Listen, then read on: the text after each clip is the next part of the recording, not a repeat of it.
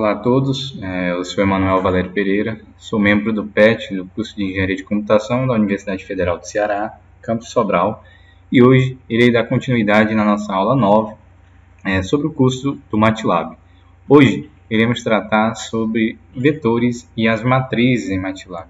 Iniciando com a definição, uma matriz é uma estrutura de dados composta por elementos organizados em linhas e colunas. Então, ela é uma das estruturas mais fundamentais em álgebra linear e ela é amplamente utilizada em várias áreas da ciência, engenharia e programação. Aqui eu tenho uma representação no formato matricial, é uma estrutura de dados que ela é organizada em linhas e colunas, então, onde o primeiro termo é representado por pote n, então n é o número de linhas e m o número de colunas. Já os vetores, eles são estruturas de dados fundamentais e são representados como uma sequência de elementos organizados em uma única dimensão. Então, vetores nada mais são do que matrizes unidimensionais. Um vetor do tipo linha é um caso especial de uma matriz unidimensional com dimensões de 1 por m, onde eu tenho apenas uma linha e tenho m colunas.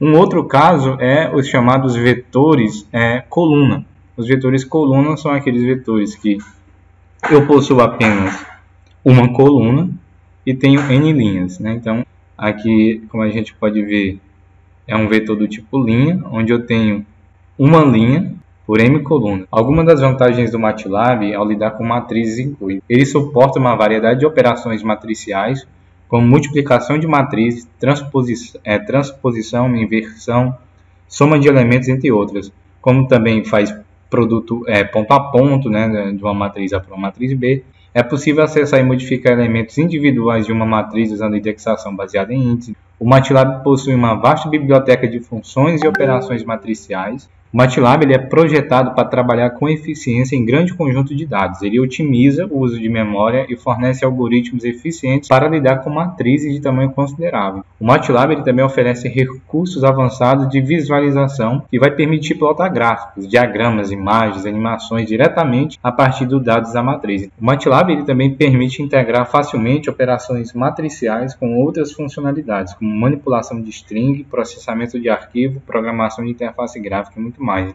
Essa é uma análise bem geral das matrizes, então a gente vai poder entender melhor no código. Aqui a gente pode ver que eu estou declarando, estou inicializando aqui a minha matriz A e B. Estou declarando uma matriz A e B. Como é que eu declaro uma matriz? Eu divido as colunas das matrizes por um espaço, ou por uma vírgula. Se eu quiser colocar uma vírgula também posso. Então, aqui eu estou colocando coluna 1, o valor 1 na coluna 1, valor 2 na coluna 2, valor 3 na coluna 3. Ponto e vírgula eu separo as linhas. Então aqui eu tenho uma quebra de linha, aqui eu tenho uma outra quebra de linha, aqui tem um outro. Então o que eu estou fazendo aqui? Estou declarando uma matriz de 1, 2, 3, 4 linhas por 3 colunas. A matriz B também tem essa mesma dimensão, tem 4 linhas, 1, 2, 3, 4, tem 4 quebras de linhas aqui, por 3 colunas. Vou executar para a gente observar os resultados das minhas matrizes A e B.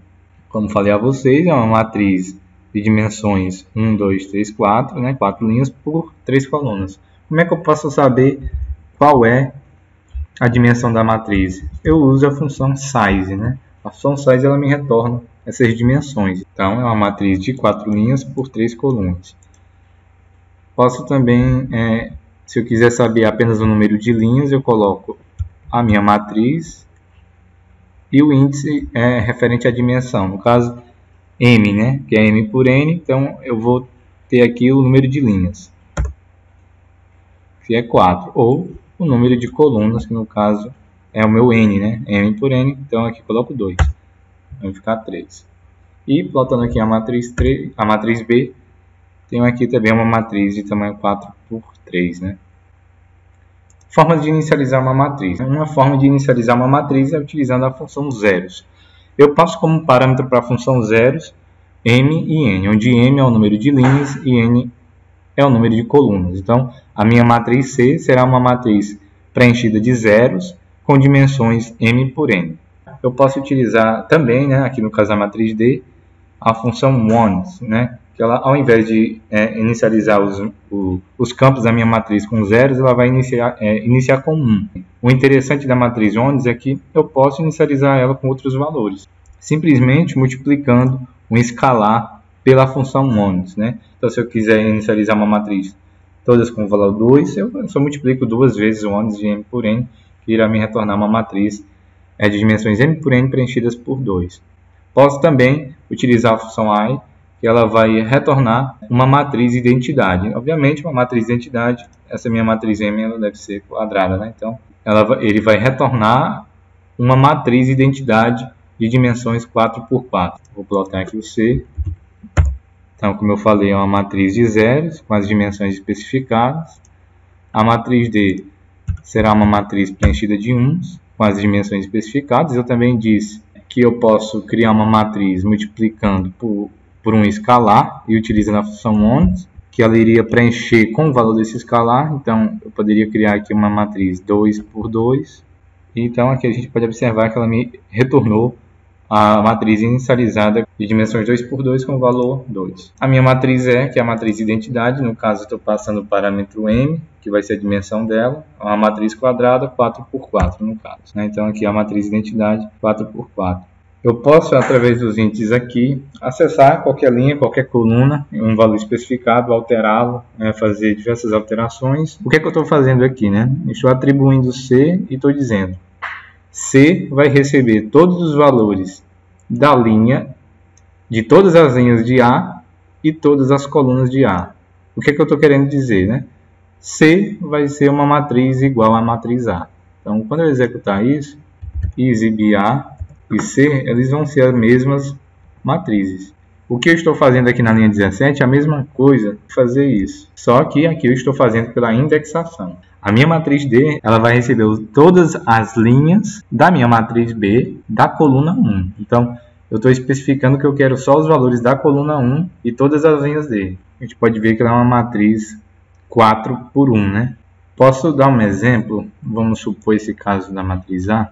E agora eu quero dizer que a minha matriz B ela vai receber a matriz A mais apenas da linha 2 até a linha 3 e vai querer apenas a coluna 1 até a coluna 2.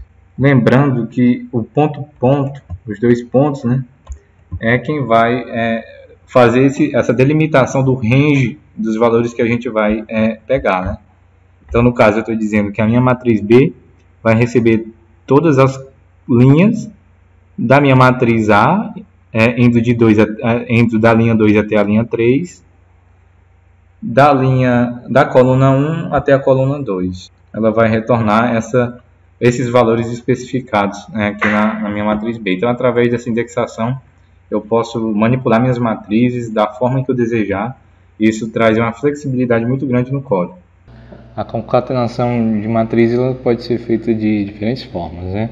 Uma delas é utilizando funções, como a hostcat, aqui no caso, que ela vai concatenar, né, horizontalmente, matriz A e uma matriz B. A concatenação de duas matrizes A e B, que foram atribuídas aqui, vai se dar dessa forma, né?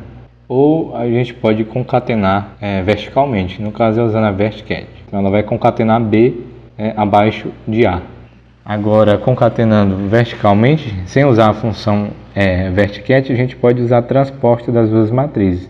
Dessa forma, irei estar concatenando elas. Irei, na verdade, estar pegando a matriz B, irei estar adicionando aqui como mais uma coluna, né, da matriz A, né? Então, antes a minha matriz A era dada dessa forma, e aqui estou concatenando a matriz B. A essas duas possibilidades deve-se atentar às dimensões das matrizes. Outra forma que eu citei anteriormente é trabalhar com matrizes de strings, né? Então, da mesma forma, com valores numéricos eu consigo trabalhar com strings. Por exemplo, se eu quiser acessar um índice específico dessa matriz de strings, eu vou conseguir. Então, se eu quiser ver o índice 2, isso aqui vai me retornar sexta. Ou se eu quiser, por exemplo, ver a última, tem esse comando end, significa a última, né? A última coluna vai me retornar domingo. Se eu quiser ver a penúltima, eu posso fazer esse tipo de manuseio aqui dos índices, usando o end, por exemplo. Ou se eu quiser, por exemplo, ver os índices 1 até o índice N de -1. Isso significa que eu quero esses três, né? Quinta, sexta e sábado. Existe uma gama de possibilidades, né, de trabalhar com matrizes. Obviamente, deve se atentar a esses detalhes e dimensões, e com a indexação é possível trabalhar de diversas formas, diversos manuseios diferentes de matrizes e vetores, né? Então, a gente termina aqui a nossa aula introdutória a respeito das matrizes e vetores. No mais, agradeço pela atenção de todos e até a próxima.